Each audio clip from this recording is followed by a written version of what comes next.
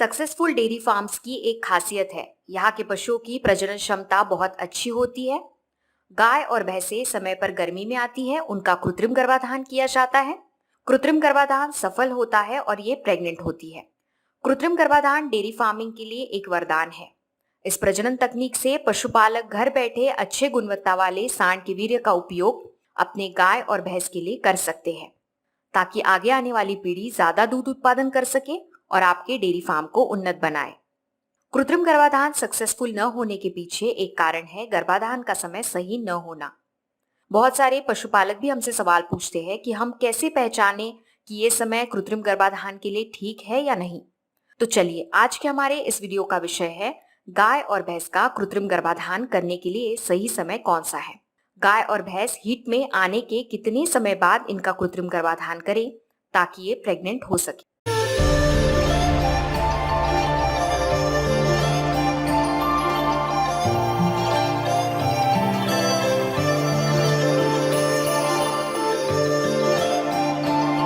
सभी पशुपालकों का हार्दिक स्वागत है YouTube चैनल वेटरनरी फार्मा सूत्रा में। इस चैनल का मुख्य उद्देश्य है एजुकेटिंग पशुपालक मतलब पशुपालकों को शिक्षित करना। ये चैनल वेटरनरी डॉक्टर्स द्वारा चलाया जाता है। इस चैनल को सब्सक्राइब करना ना भूलें और बेल आइकन को जरूर दबाएं, ताकि जब भी हम नया वीडियो लेकर आए उसका नोटिफिकेशन आपको मिलना चाहिए। जनरली पशुपालक भाई गाय के कृत्रिम गर्भाधान के लिए AM/PM रूल का उपयोग करते हैं। आपके पशु डॉक्टर से भी आपने सुना होगा AM/PM रूल के बारे में।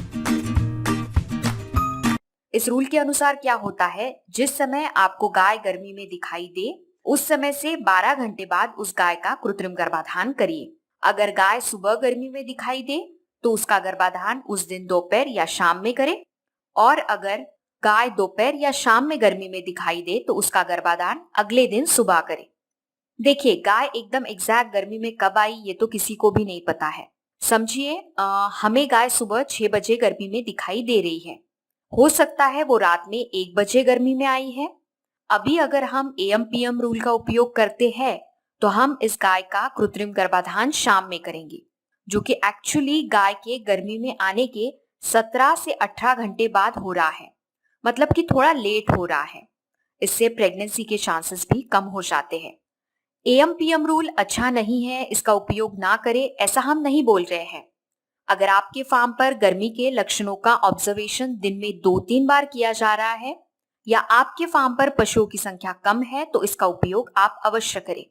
पर अगर आपके पास पशुओं की संख्या ज्यादा है या पशु रिपीट हो रहे हैं तो आपके लिए इस गर्भाधान के करेक्ट टाइमिंग को समझना बहुत ही जरूरी है।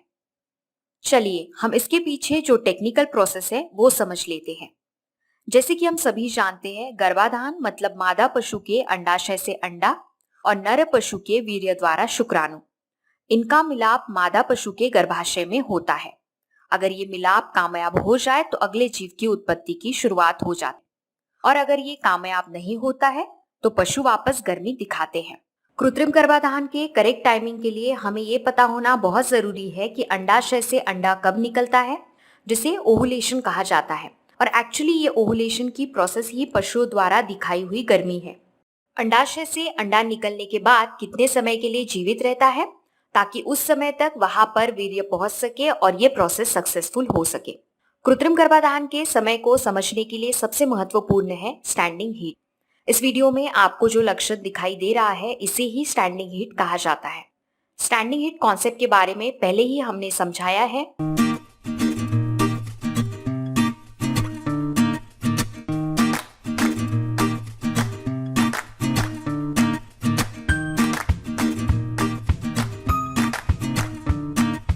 हम सभी पशुपालकों से निवेदन करते हैं, आज के इस टॉपिक को डिटेल में समझने के लिए गाय और भैंस में गर्मी के लक्षणों की पहचान इस विषय पर हमने जो वीडियो बनाया है उसे देखना ना भूलें। उसका लिंक नीचे डिस्क्रिप्शन बॉक्स में दिया है, क्योंकि कृत्रिम गर्भाधान के सही समय को समझने के लिए आपको गर्मी के लक्षणों की पहचान होना जरूरी है।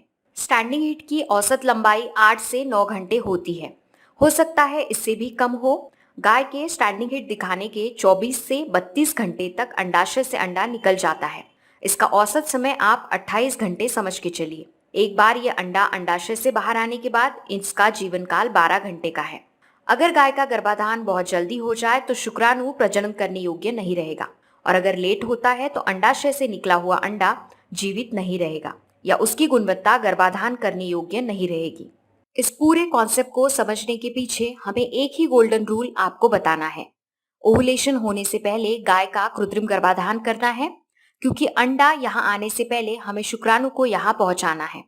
कृत्रिम गर्भाधान करने के बाद शुक्राणु 24 घंटे के लिए जीवित रहते हैं।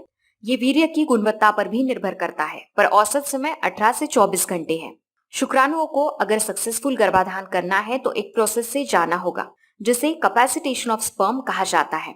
जब शुक्राणु मादा पशुओं के शरीर में मतलब कि गर्भाशय में आते हैं, उस समय पहले 6 घंटे इस कैपेसिटेशन ऑफ स्पर्म प्रोसेस के लिए जाते हैं और 6 घंटे के बाद ये शुक्राणु सफल गर्भाधान करने योग्य हो जाता है। पशुपालक भाइयों, तो चलिए अभी हम नस्ल के अनुसार कृत्रिम गर्भाधान का सही समय कौन सा रहेगा, ये हमारे प्रैक्टिकल नॉलेज से आपको बताना चाहेंगे। तो सबसे पहले हम इसमें बताएंगे कि इस नस्ल में गर्मी के लक्षण कैसे दिखाई देते हैं, फिर गर्मी का औसत समय कितना है और कृत्रिम गर्भाधान का सही समय कौन सा रहेगा। तो सबसे पहले हम लेते हैं विदेशी नस्ल। इसमें गर्मी के लक्षण बहुत ही अच्छी तरीके से दिखाई देते हैं, बहुत क्लियरली गर्मी के लक्षण दिखते हैं और इनका गर्मी का समय भी लंबा होता है, लगभग 36 से लेकर 48 घंटे तक।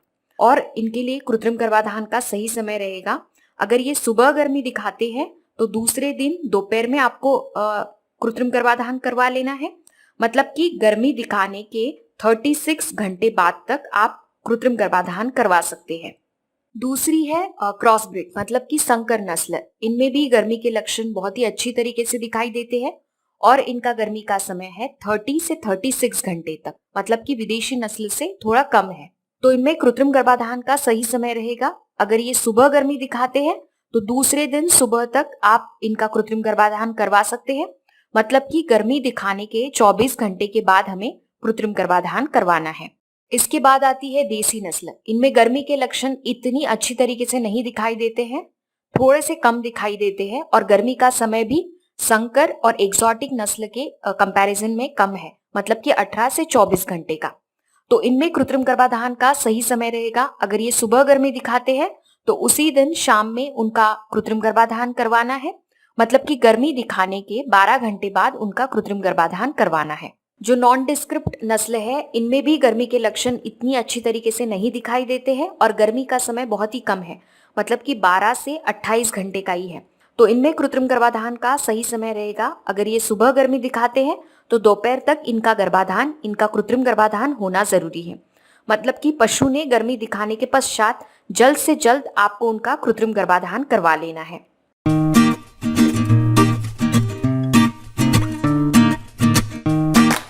कृत्रिम गर्भाधान के बाद मादा पशुओं को सांड से अलग रखें और हो सके तो 2-3 दिन तक चराने के लिए ना छोड़ें, जिससे दूसरा कोई सांड संपर्क में नहीं आएगा।